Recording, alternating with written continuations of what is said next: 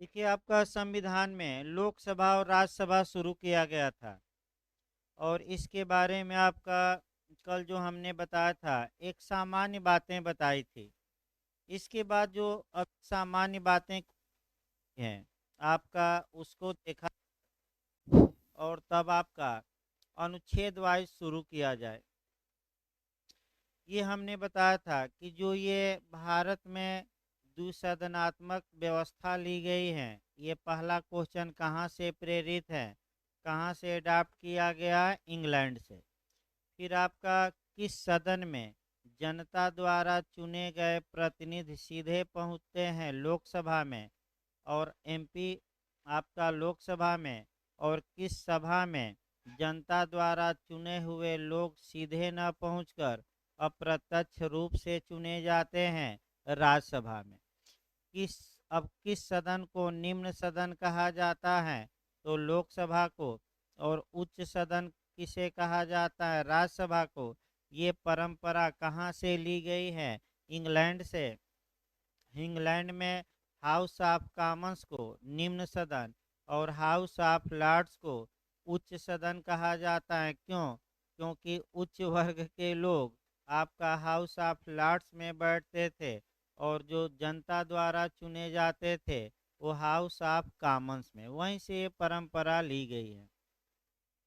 आपका अगला देखा जाए, लोकसभा की जो सदस्य संख्या सामान्यतः हो सकती है 550, और राज्यसभा का 250।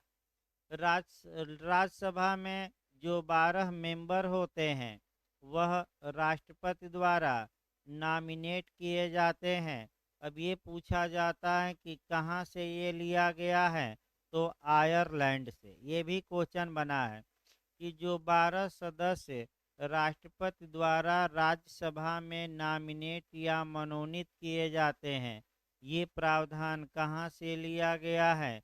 तो आपका जवाब रहेगा आयरलैंड से। फिर अगला क्वेश्चन, लोकसभा में एससी और एसटी के लिए सीटें रिजर्व रखी गई हैं। तो पूछ सकता है कि आपका एससी के लिए कितनी सीटें हैं और एसटी के लिए कितनी सीटें हैं? 84 होनी चाहिए। एक सेकेंड भाई, आपका में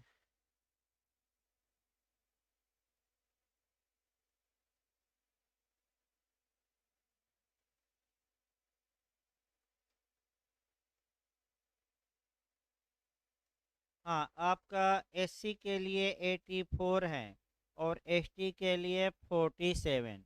यानी कि अनुसूचित जात के लिए 84 सीटें रिजर्व हैं लोकसभा में, और अनुसूचित जनजाति के लिए 47 सीटें।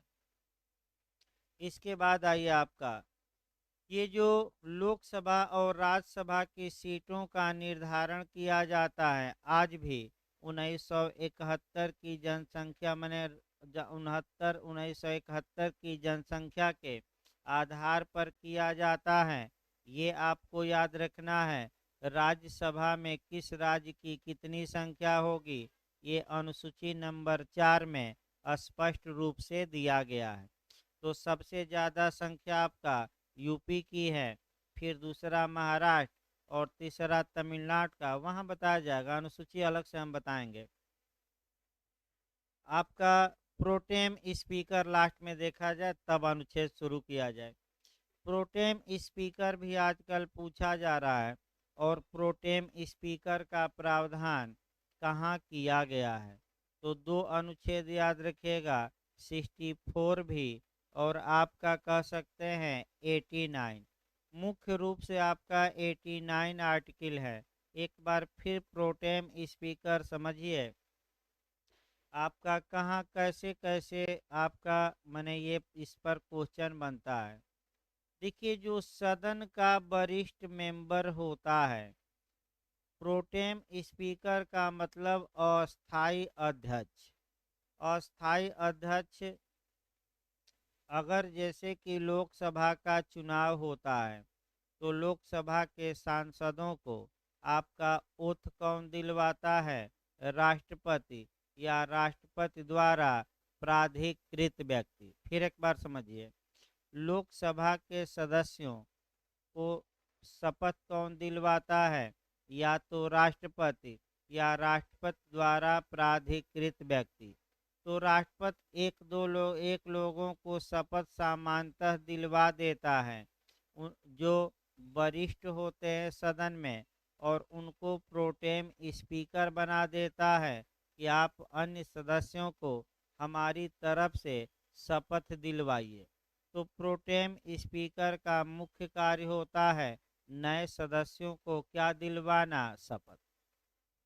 लेकिन दिल्ली विधानसभा में जो एक बार प्रोटेम स्पीकर थे, वो शपथ भी दिलवाए और बहुमत पर मतदान भी करवाए।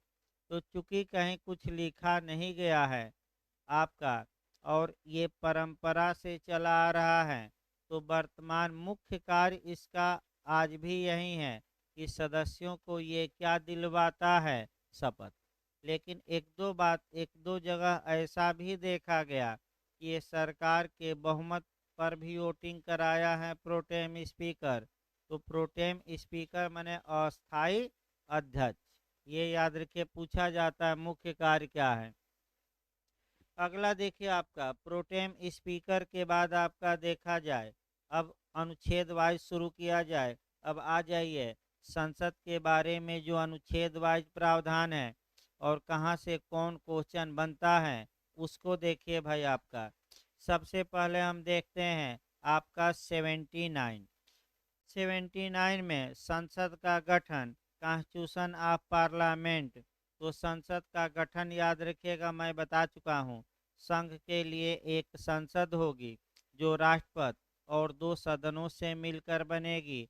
एक सदन को राज्यसभा कहा जाएगा और दूसरे सदन को लोकसभा। अब यहाँ जो क्वेश्चन 3-4 मॉडल बने हैं जे में देखिए कैसे कैसे बने हैं। वैसे मैं सभी मॉडल कल आपका बता चुका हूँ, लेकिन चूंकि अब अनुच्छेद वाइज शुरू हो रहा है तो फिर से एक बार बता रहा हूँ। संसद के गठन का प्रावधान किस अनुच्छेद में दिया गया है? पहला क्वेश्चन, तो क्या मार्क कराएंगे? 79। इसी प्रकार एक और क्वेश्चन को रिलेट कर लीजिएगा, और वह न हो तो आप लिख करके लिख लीजिए। आपका वह क्वेश्चन बनता है कि राज्य विधान मंडल के गठन का प्रावधान किस आर्टिकल में किया गया है? राज्य विधान मंडल में कौन कौन शामिल होता है? सेम आपका इसी तर्ज पर आएगा। तो संसद में कौन सा आर्टिकल आपका 168 है ना? देख 168 लिख लीजिएगा, एक बार देखिए तो सही है ना? नहीं भाई, गलत ना होना, नहीं तो राज्य विधानमंडल का गठन उसको लिखिए 168 बेयर एक्ट पर ही लिखिए। अभी एक और गठन बताया जाएगा जो यूपीजे में पूछा गया है। ये देखिए कैसे कैसे क्वेश्चन बना है, ज़्यादातर क्वेश्चन पर ध्यान दीजिए। एक और गठन हम बता देते हैं, उच्चतम न्यायालय का गठन किस अनुच्छेद के तहत होता है? ये क्वेश्चन भी आया हुआ है जे में, तो आप लिख करके लिखिए 124। यानी कि फिर तीनों एक साथ याद रखिएगा। अगर संसद का गठन पूछे, तीनों का हम गठन बताते हैं अभी, एक एक पहले अनुच्छेद रटिए। अगर पार्लियामेंट या संसद का गठन पूछे तो 79 मारिएगा। राज्य विधान मंडल का गठन पूछे तो 168, और सुप्रीम कोर्ट का गठन पूछे तो 124। कम से कम 3 गठन, और भी कोरिलेट हो सकता है लेकिन 3 पर ही रहा जाए। अब संसद में आपका कौन कौन शामिल होंगे? संसद का गठन किससे मिलकर होता है? तो राष्ट्रपति से और दो सदनों से। तो आपका दो सदनों का नाम क्या है? लोकसभा और राज्यसभा। अब क्वेश्चन ये बनता है कि संसद में कौन शामिल है? राष्ट्रपति, लोकसभा, राज्यसभा, उपर्युक्त सभी। तो मारना है उपर्युक्त सभी। कौन संसद का सदन न होते हुए भी संसद का अनिवार्य अंग माना जाता है? राष्ट्रपति। तो संसद के कितने सदन हैं? 2। ये कहाँ से प्रेरित हैं या अडाप्ट किए गए लिए गए? इंग्लैंड से। लोकसभा इंग्लैंड के किस सदन के समान है? House of common. और राज्यसभा हाउस ऑफ लॉर्ड। अब सेम कंडीशन आ जाइए 168 में। पूछा गया 168 से भी क्वेश्चन, जाकर देखिए जेब में आ चुका है। राज्य विधानमंडल किससे मिलकर बनेगा, या राज्य विधानमंडल में कौन शामिल होता है? तो राज्यपाल, विधानसभा, और जहाँ जहाँ विधान परिषदें हैं, विधान परिषदें। तो फिर एक बार याद रखिए, राज्य विधानमंडल का गठन किससे होता है? राज्यपाल, विधानसभा और विधान परिषद। लेकिन जहाँ विधान परिषद नहीं है, वहाँ राज्यपाल और विधानसभा ही राज्य विधानमंडल का निर्माण करेंगे। अब आइए, कौन सा ऐसा प्राधिकारी है राज्य में जो सदन नहीं है लेकिन राज्य विधानमंडल का अभिन्न अंग है? तो राज्यपाल मारिएगा। सुप्रीम कोर्ट पर आ जाइए। सुप्रीम कोर्ट के गठन का प्रावधान अनुच्छेद 124 के क्लाज 1 में है कि भारत का एक उच्चतम न्यायालय होगा और जिसमें जजों की संख्या 1+7 होगी, यानी कि एक मुख्य न्यायमूर्ति और 7 अन्य न्यायमूर्ति, जब तक कि संसद कानून बनाकर संख्या न बढ़ा दे। अब यहाँ भी क्वेश्चन आपका बनता है कि उच्चतम न्यायालय में जजों की संख्या कैसे बढ़ाई जाती है? तो संसद द्वारा विधि बनाकर, संविधान में संशोधन करके नहीं, यही गलत होता है। संसद ने 1956 में कानून बनाया और उसी कानून में संशोधन करके सुप्रीम कोर्ट में जजों की संख्या क्या की जाती है? भाई फिर याद रखिए, संविधान में संशोधन नहीं होता, कि किसमें संशोधन होता है? कानून में।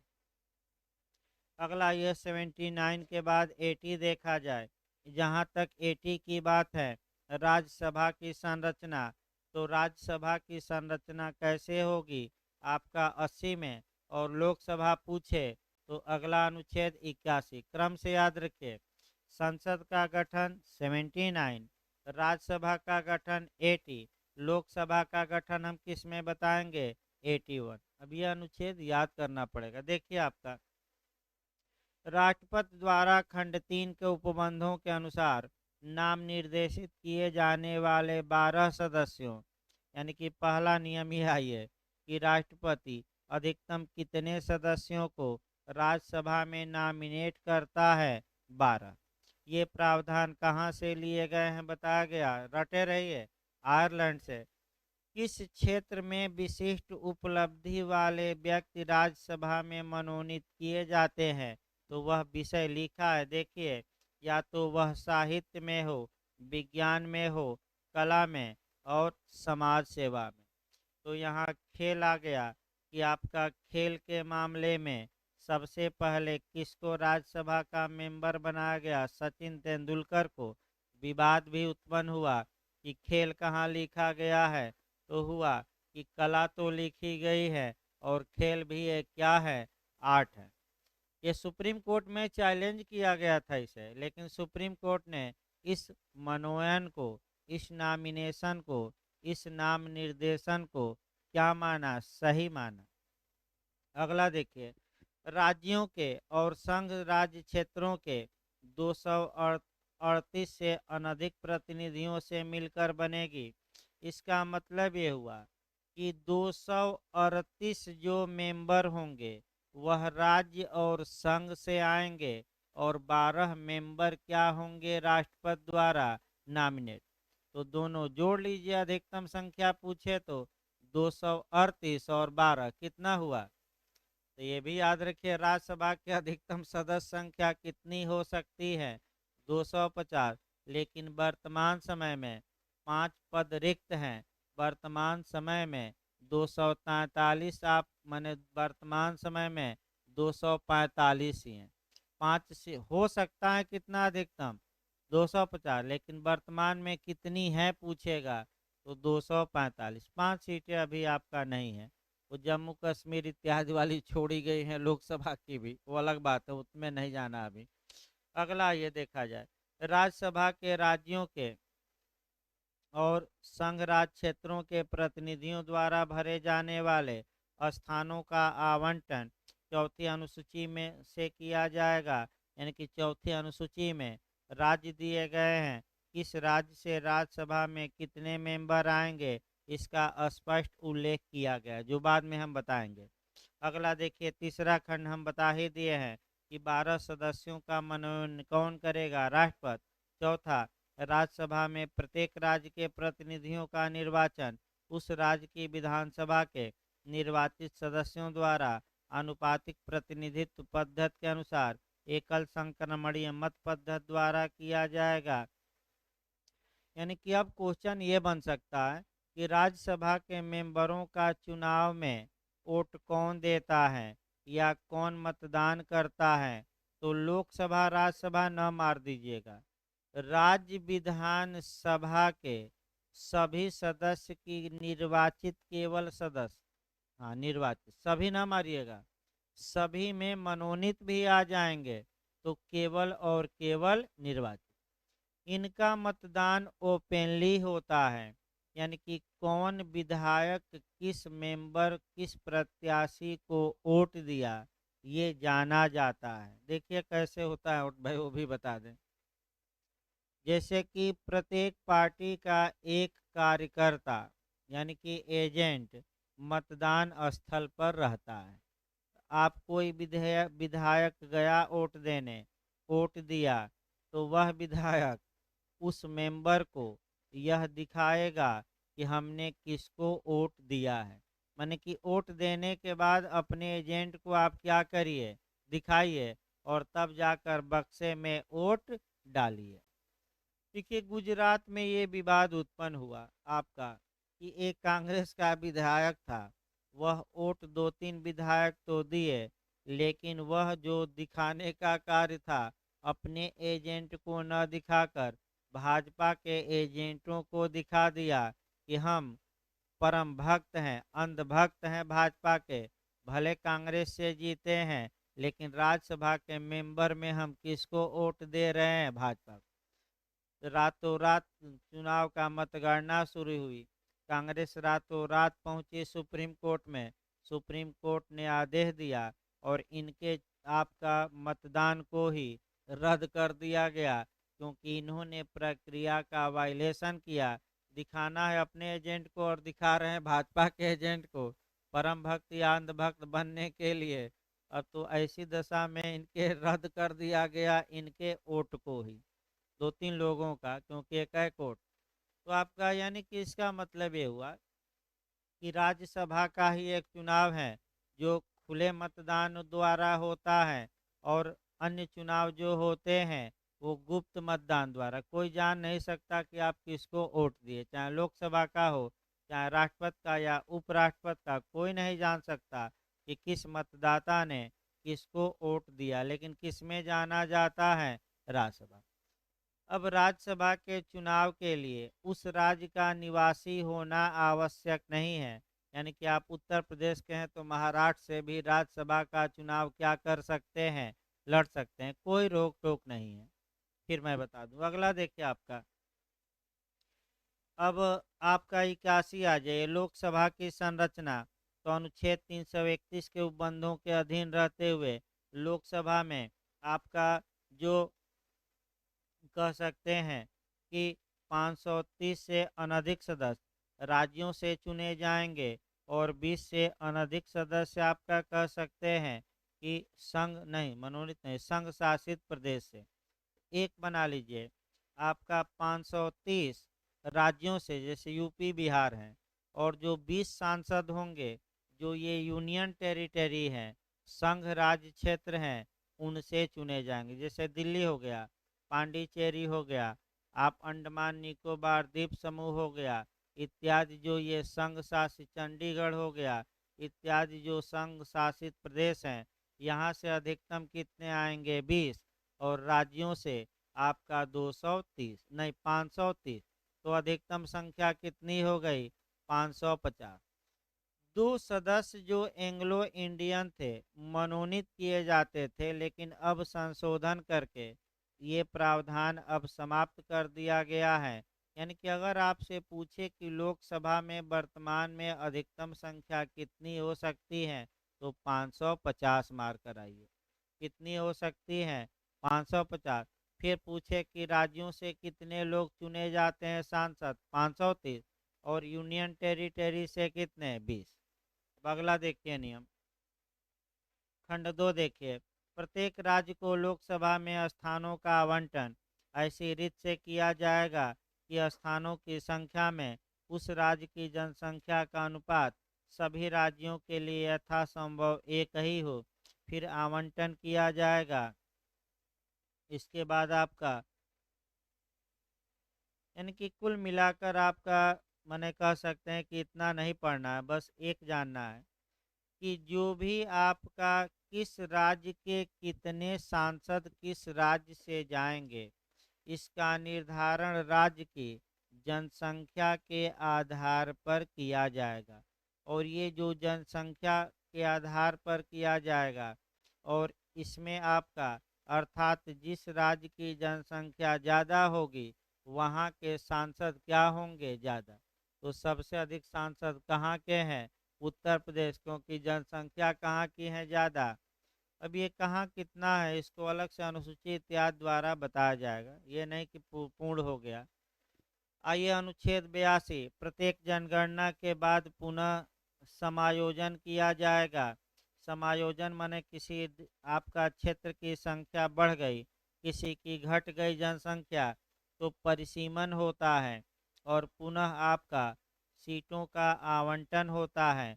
कुछ आपका माने कुछ एरिया दूसरे लोकसभा में और कुछ एरिया क्या दूसरे। यहाँ जो आपका क्वेश्चन बनता है कि आपका परिसीमन आयोग का अध्यक्ष कौन होता है? तो परिसीमन का उल्लेख आपका बस एक लाइन जानना अनुच्छेद 82 में है। परिसीमन आयोग का अध्यक्ष जो होता है मुख्य निर्वाचन आयुक्त, एक लाइन मारिएगा। मुख्य निर्वाचन आयुक्त ही परिसीमन आयोग का पदेन क्या होता है? अध्यक्ष।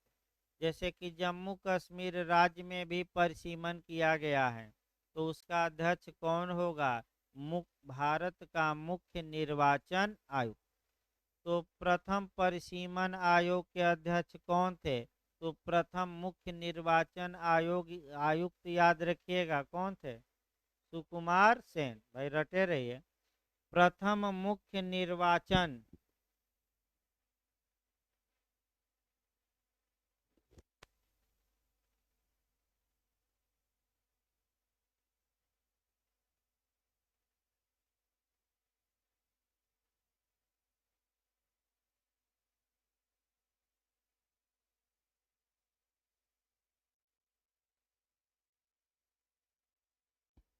सीटों को घटा बढ़ा परिसीमन में किया जा सकता है, लेकिन संसद करेगी ये। देखिए सीटों को जैसे उत्तर प्रदेश में जितनी सीटें हैं, फिर याद रखिए उसको घटाने बढ़ाने का अधिकार संसद को है, आगे हम बताएंगे। वह कानून पास करके बस क्षेत्र को इधर उधर परिसीमन में आपका चुनाव आयोग कर सकता है। इसी में गणितबाजी भी होती है। जाति धर्म संप्रदाय देखा जाता है, अधिकारियों से मिलकर डीएम से मिलकर आपका ये इतना इस हिस्से से काट दीजिए, इतना इस हिस्से से, हमारा इतना वोट यहाँ है तो हमें ये वोट मिल जाएगा तो हम जीत जाएंगे आसानी से। ये गणितबाजी चली जाती हैं। अब प्रयागराज में ही ये गणितबाजी है कि आधा जो प्रयागराज का हिस्सा है फूलपुर में, आधा कहीं और है। यानी कि इलाहाबाद ही देख लीजिए, इधर का हिस्सा कहाँ चला गया? फूलपुर सांसदी में। जबकि पहले ऐसा नहीं था, तो काट दिया गया, कुछ कौशाम्बी में कर दिया गया, कुछ इलाहाबाद में, कुछ आपका फूलपुर में परिसीमन जब किया गया तो। यानी कि इसलिए किया जाता है कि अगर किसी एरिया की जनसंख्या ज़्यादा हो गई, किसी की कम है, तो जनसंख्या में पूरे राज्य में क्या बना रहे? बैलेंस। तो बराबर लगभग किया जाता है, उतना नहीं जानना है। अगला देखिए आपका 83 महत्वपूर्ण है, संसद के सदनों की अवधि। तो अवधि मैं बता चुका हूँ, फिर एक बार आप बताइए कौन सा जो सदन है वह अस्थाई है, कभी विघटित नहीं होता? राज्यसभा। राज्यसभा का राज्यसभा में आपका प्रत्येक 2 वर्ष में 1/3 सांसद पद मुक्त होते हैं और 1/3 नए सांसद क्या किए जाते हैं, चुने जाते हैं। तो कार्यकाल कभी काल पूछा जाता है कि 6 साल। बस 4 बातें याद रखें, फिर हम एक बार बता दे रहे हैं। राज्यसभा एक अस्थाई सदन है, इसका कभी विघटन नहीं होता। इसके सदस्यों का कार्यकाल सामान्यतः 6 साल होता है। प्रत्येक 2 साल में 1/3 सांसद रिटायर होते हैं और 1/3 नए सांसद चुने जाते हैं। जबकि लोकसभा एक अस्थायी सदस्य सदन है, इसका विघटन हो सकता है। इसका विघटन राष्ट्रपति करते हैं। विघटन नहीं हुआ है तो ऐसी कंडीशन में अपनी प्रथम बैठक की तारीख से लोकसभा का कार्यकाल कितने साल होगा, 5 साल। लेकिन अगर इमरजेंसी है तो एक बार में 1 साल के लिए लोकसभा का कार्यकाल बढ़ाया जा सकता है। यही आपका कम लोग थोड़ा जानते हैं, इसी पर अटैक करना है। देखिए फिर एक बार, सामान्यतः लोकसभा का कार्यकाल चुनाव के दिन से नहीं पूछा गया, प्रथम बैठक की तिथि से कितने साल होगा, 5 साल। अब समस्या ये आती है कि क्या 5 साल के बाद भी लोकसभा का कार्यकाल बढ़ाया जा सकता है। तो आपका जवाब रहेगा बढ़ाया जा सकता है, लेकिन कब, जब देश में इमरजेंसी लागू हो, आपातकाल लागू हो। तो कौन बढ़ा सकते हैं, संसद। क्या प्रस्ताव करके पास एक बार में कितने समय के लिए बढ़ा सकती है, 1 साल। 6 माह नहीं भाई, 1 साल रट डालिए। एक बार में कितने साल के लिए, एक 1 साल भाई, 6 माह नहीं, फिर हम बताएं। एक बार में 1 साल के लिए बढ़ाया जाता है, 6 माह ना मार दीजिएगा। और नहीं, अधिकतम संख्या नहीं, एक एक नहीं, ये नहीं है भाई, बताया जा रहा है उसी को। अधिकतम कितने समय तक के लिए ये कार्यकाल संसद बढ़ा सकती है, 1 साल। इसका कहीं कोई उल्लेख संविधान में नहीं है। तो आजीवन बढ़ा दे, हमेशा इंदिरा गांधी ने किया भी था। लेकिन वो अलग बात है कि अब 5 साल में चुनाव हो जाते हैं। लेकिन ये कब होगा, जब भारत में क्या लागू हो, इमरजेंसी। जैसे ही इमरजेंसी हटेगी, तुरंत याद रखिए अगले 6 माह में क्या कराने पड़ेंगे, चुनाव। लेकिन कब बढ़ाया जाएगा, जब भारत में क्या हो, आपातकाल। एक बार में अधिकतम कितना, 1 साल। कौन बढ़ाएगी, संसद। क्या बनाकर, विधि या संकल्प पास करके। अब देखिए बैरक की भाषा, संसद के सदनों की अवधि देखिए 83 में। राज्यसभा का विघटन नहीं होगा, बता ही दिया गया, अस्थायी सदस्य। किंतु उसके सदस्यों में से यथासंभव निकटतम 1/3 मेंबर संसद द्वारा विधि द्वारा इस निमित्त किए गए उपबंधों के अनुसार प्रत्येक द्वितीय वर्ष की समाप्ति पर यथाशक्य शीघ्र निवृत्त हो जाएंगे, यानी कि अपने पद से हट जाएंगे। तो ये तो बता ही दिया गया है कि प्रत्येक 2 साल में कितने मेंबर, 1/3 मेंबर क्या होंगे, रिटायर। और इतने ही मेंबर क्या किए जाएंगे, तो एक मेंबर का कार्यकाल कितना हो गया, 6 साल। लोकसभा का पूछे तो 5 साल, राज्यसभा का पूछे तो यही रटना है। अगला देखिए, लोकसभा यदि पहले ही विघटित न कर दी गई हो तो प्रथम अधिवेशन, ये अंडरलाइन कर लीजिएगा, कार्यकाल चुनाव के दिन से नहीं, प्रथम अधिवेशन अर्थात प्रथम बैठक। ये क्वेश्चन आ चुका है, किस तारीख से 5 वर्ष गिना जाएगा, तो चुनाव नहीं, हाँ, प्रथम बैठक के लिए नियत तारीख से 5 वर्ष तक बनी रहेगी, इससे अधिक नहीं। और 5 वर्ष की उक्त अवधि की समाप्ति का परिणाम होगा कि लोकसभा क्या हो गई, डिजोल्यूशन हो गया, विघटन। परंतु यहीं परंतु थोड़ा देखना है, यहीं से क्वेश्चन टेक्निकल आएंगे। परंतु उक्त अवधि को जब आपात की उद्घोषणा प्रवर्तन में है, तब संसद विधि द्वारा ऐसी अवधि के लिए बढ़ा सकती है जो एक बार में कितने साल से अधिक न हो, 1 साल। और जैसे ही आपातकाल समाप्त होगा तो कितने माह तक वो अवधि रहेगी, 6 माह तक। यानी कि 6 माह के अंदर चुनाव कराना अब क्या होगा, अब एक बार में कानून बनाकर 1 साल के लिए बढ़ाई, फिर बढ़ा दे 1 साल के लिए, फिर बढ़ा दे, कितने साल तक बढ़ाती रहे, कहीं कोई संविधान में प्रावधान। यही क्वेश्चन आपको अच्छे से तैयार रखना है। एक बार में फिर हम बता रहे हैं कितने साल के लिए, 1 साल। कौन बढ़ा सकता है कार्यकाल? संसद। क्या बनाकर? कानून। अगला ये 84, संसद की सदस्यता के लिए अहर्ता। अहर्ता देखा जाए, भाई भारत का नागरिक हो, राज्यसभा के लिए 30 साल, लोकसभा के लिए 25 साल, और अन्य अहर्ता रखता हो जो कानून द्वारा बनाई गई हो। यानी कि इसमें आपका जो पूछा जाता है, एज ज़्यादा पूछा जाता है। एज हर एक में याद रखिए। तो अगर लोकसभा का कोई व्यक्ति मेंबर बनना चाहता है तो उसकी एज 25 वर्ष से कम न हो, यानी कि 25 वर्ष या उससे अधिक। अगर राज्यसभा का मेंबर बनना चाहता है तो आपका 30 साल है, और उपराष्ट्रपति या राष्ट्रपति बनना चाहता है तो 35। क्रम से याद रखिए। लोकसभा के लिए कम से कम कितनी एज? 25। राज्यसभा के लिए 30, और राष्ट्रपति के लिए 35। ये कम से कम याद रहे। इसी मामले में आपका आजम खां के सुपुत्र फंसे हैं।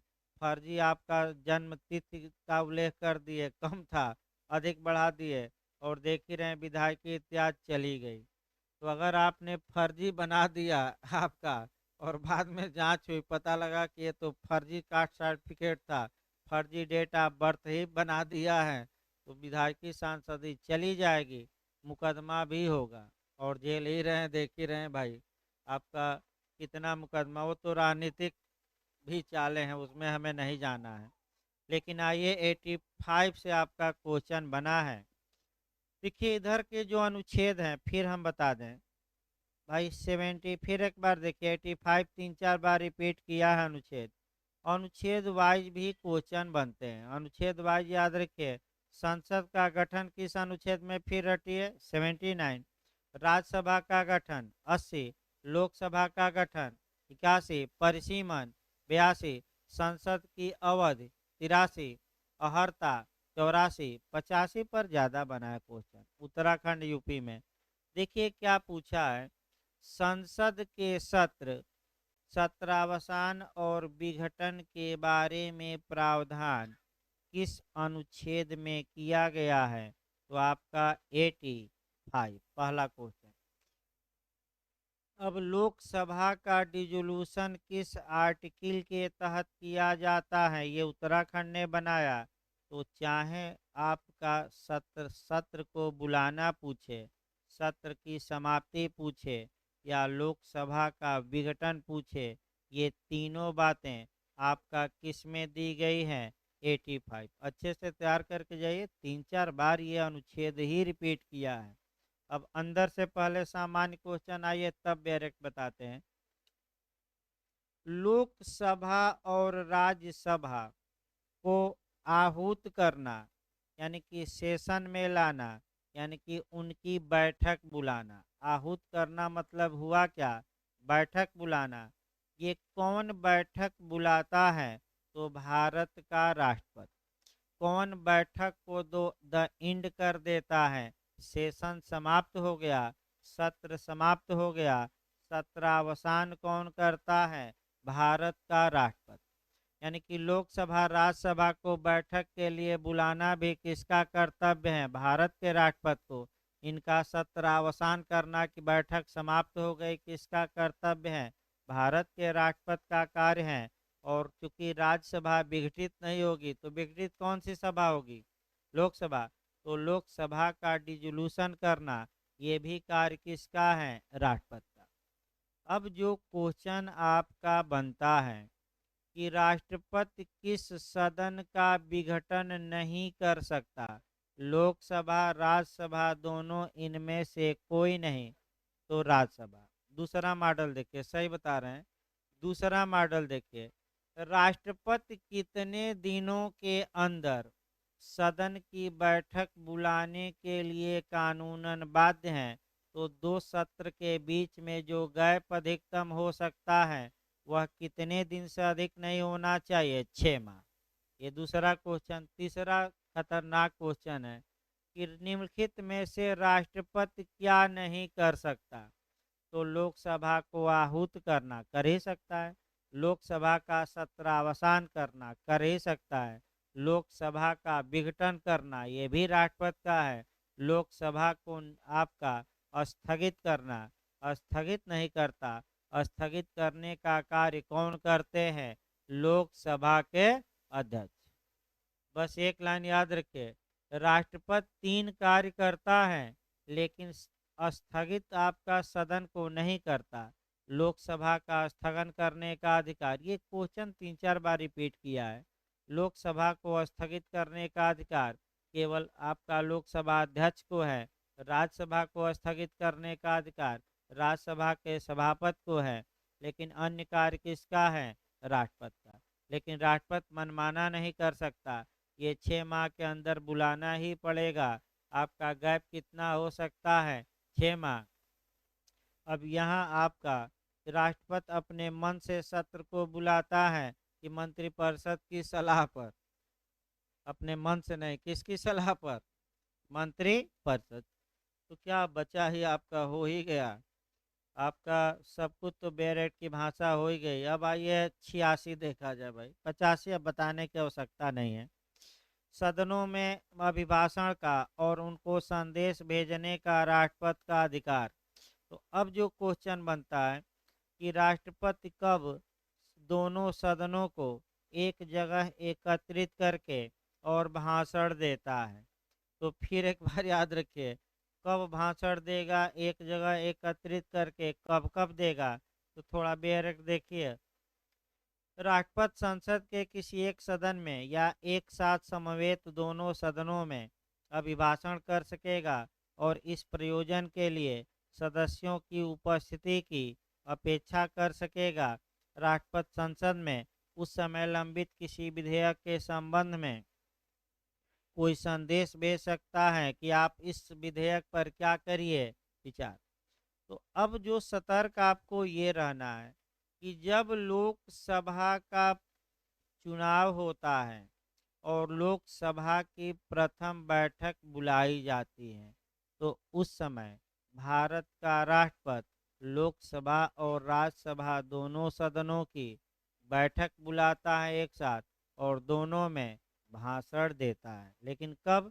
जब लोकसभा का क्या हो, आपका चुनाव, और कौन सी बैठक हो? पहली। सामान्यतः इस पर 87 राष्ट्रपति का विशेष अभिभाषण, तो विशेष अभिभाषण 87 में मिलेगा। देखिए, राष्ट्रपति लोकसभा के लिए प्रत्येक साधारण निर्वाचन के पश्चात प्रथम सत्र के आरंभ में और प्रत्येक वर्ष के प्रथम सत्र के आरंभ में दोनों सदनों को एक जगह बुलाएगा और बुलाकर क्या देगा?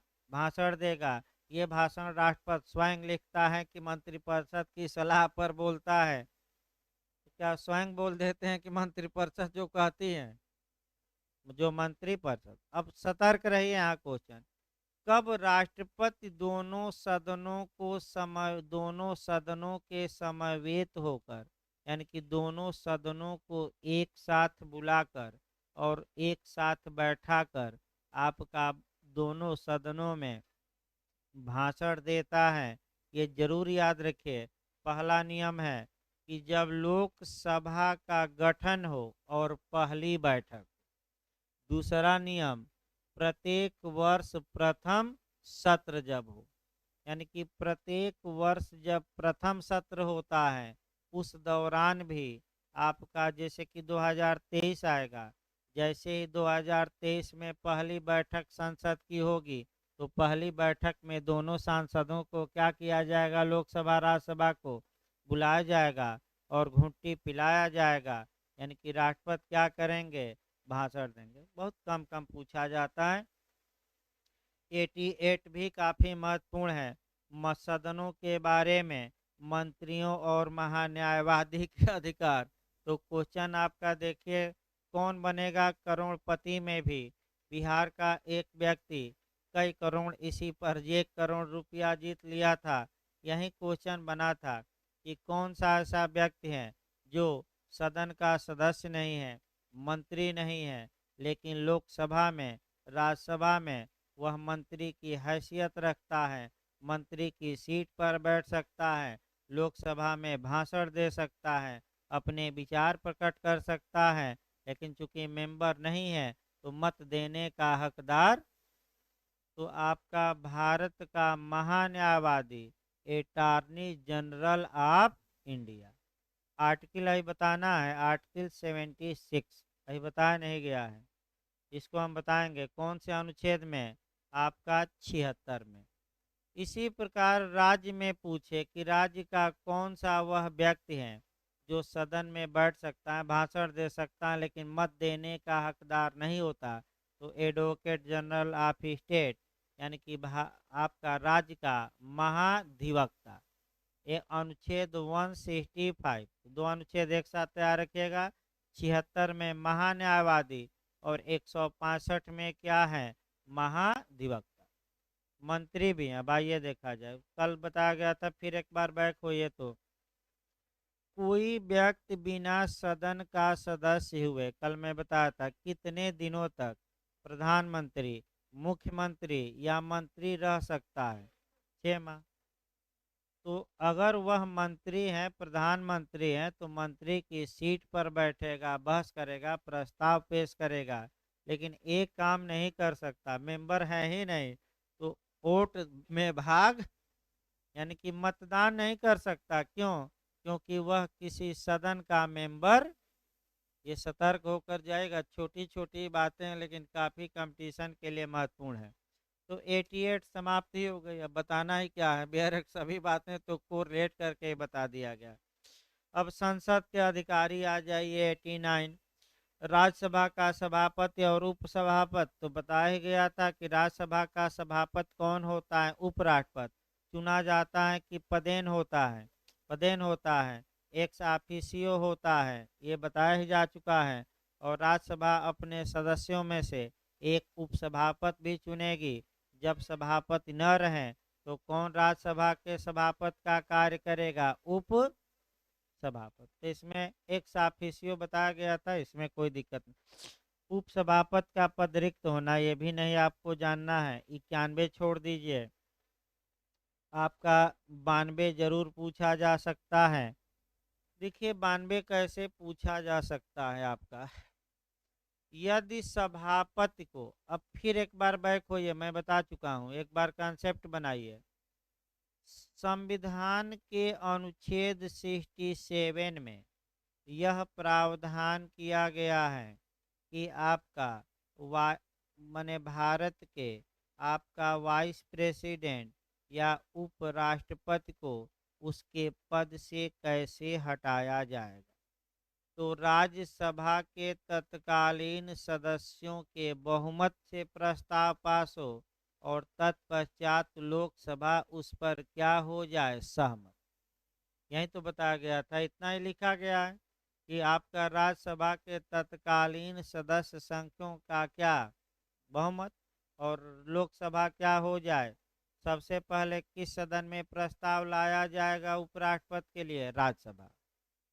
अब ये आया कि चूंकि उपराष्ट्रपति राज्यसभा का मेंबर नहीं होता लेकिन सभापति का कार्य करता है, तो जब उपराष्ट्रपति को हटाने का प्रपोजल राज्यसभा में लाया जाता है तो इस दौरान वह राज्यसभा के सभापति का कार्य करेगा कि नहीं करेगा, नहीं करेगा।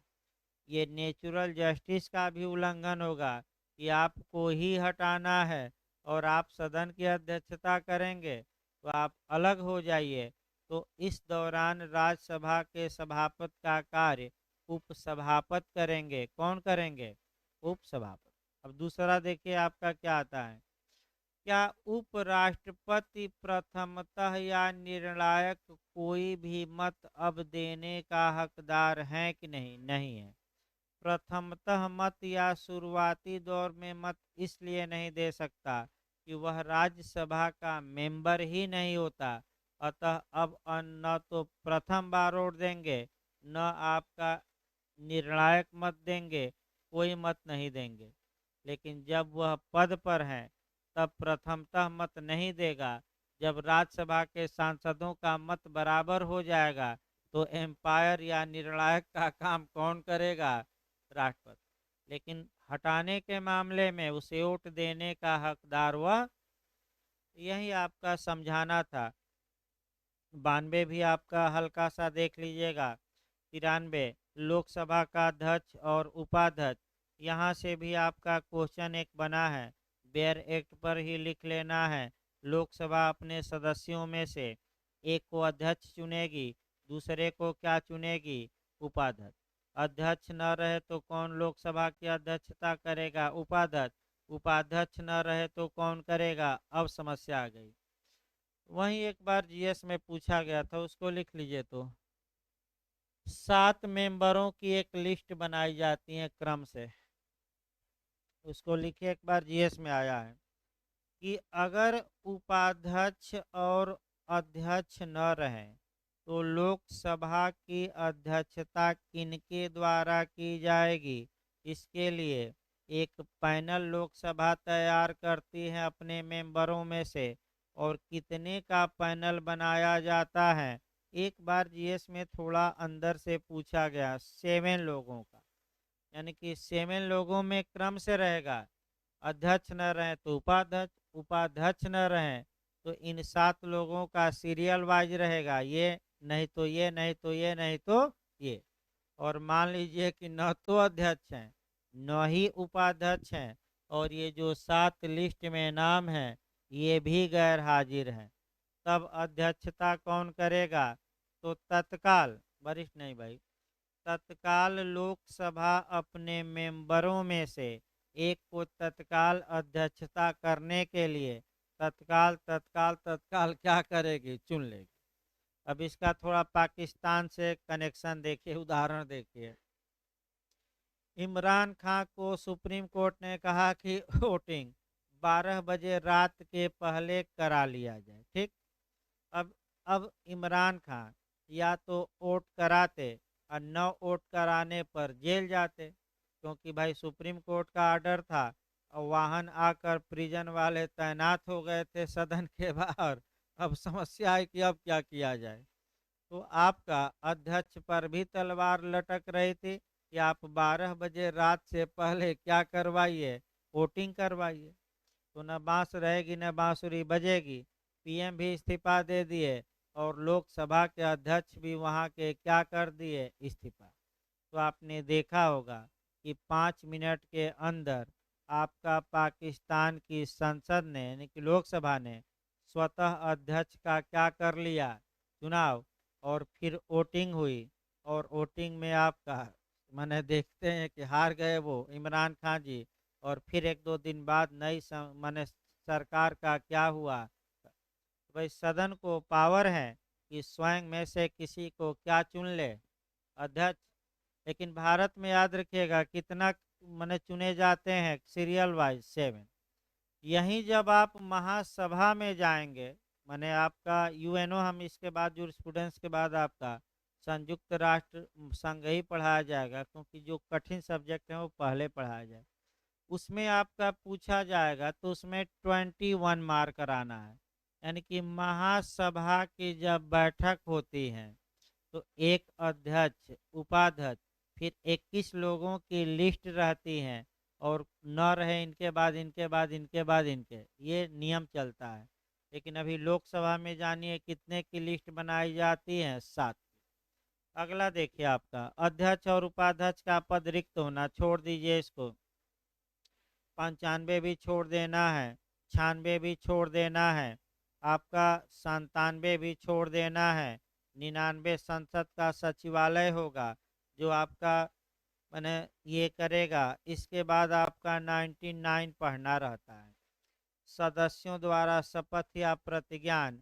अब थोड़ा इसको सतर्क रहिए। देखिए, संसद के प्रत्येक सदन का प्रत्येक सदस्य अपना स्थान ग्रहण करने से पहले राष्ट्रपति या उसके द्वारा इस निमित्त नियुक्त व्यक्ति के समक्ष तीसरी अनुसूची में जो शपथ का प्रारूप दिया गया है उसके अनुसार या तो शपथ लेगा या प्रतिज्ञान करेगा और शपथ लेने के बाद उस पर क्या कर देगा, साइन। अब देखिए समस्या आपका क्या आती है। अब सोचिए 545 या 50 सदस्य हैं। अगर राष्ट्रपति एकाएक लोगों को शपथ दिलवाने लगे तो 2-3 दिन तो दिलवाता रहेगा, खड़ा होकर शपथ ही। तो एक आपका लिखा गया है कि या तो राष्ट्रपति दिलवाए या राष्ट्रपति द्वारा प्राधिकृत व्यक्ति। तो राष्ट्रपति एक लोगों को शपथ दिलवा देते हैं और उनको जिम्मेदारी सौंप देते हैं, अथराइज कर देंगे कि हमारी तरफ से सभी सांसदों को आप क्या दिलवाइए, शपथ। जिसको अथराइज राष्ट्रपति ने किया उसे ही प्रोटेम स्पीकर कहा जाता है और अस्थाई सदस्य। तो प्रोटेम स्पीकर का प्रावधान किस अनुच्छेद में है, तो 99। रटे रहे, उसको कहीं बैरक पर लिखिए, लिखा नहीं गया, ये परंपरा के आधार पर बताई जाती है। प्रोटेम स्पीकर का मुख्य कार्य क्या होता है कि राष्ट्रपति की ओर से सांसदों को क्या दिलवाना, शपथ। तो कहाँ ये कहा गया कि राष्ट्रपति नियुक्त कर सकता है शपथ दिलवाने के लिए, 99। वहाँ लिख लीजिए बैरक पर, प्रोटेम स्पीकर पूछा गया 2-3 बार। इसके बाद 99 के बाद आ जाइए 100, सदनों में मतदान, रिक्तियों के होते हुए भी सदनों की कार्य करने की शक्ति। और कोरम क्या होगा। एक क्वेश्चन यहाँ बनता है आपका, एक क्वेश्चन यहाँ से भी प्री में बनने का चांस रहता है। एक तो पहले कोरम बनता है। कोरम का मतलब ये हुआ कि लोकसभा और राज्यसभा कब चलेगी। कब चलेगी मतलब कि कितने % सांसद सदन में मौजूद रहेंगे तो कार्यवाही चलेगी। भाई याद रखिए कितना %, 10%। यानी कि अगर 10% जरूर याद रखे, यानी कि 550 में कम से कम 55 सांसद लोकसभा में मौजूद रहें तब लोकसभा की कार्यवाही चलेगी। नहीं तो लोकसभा अध्यक्ष कोरम या गणपूर्ति के अभाव में कार्यवाही को क्या कर देंगे, स्थगित। अब देखिए लास्ट अनुच्छेद, तब आपका ब्रेक दिया जाए तब आपका डाउरी एक्ट भी चलेगा।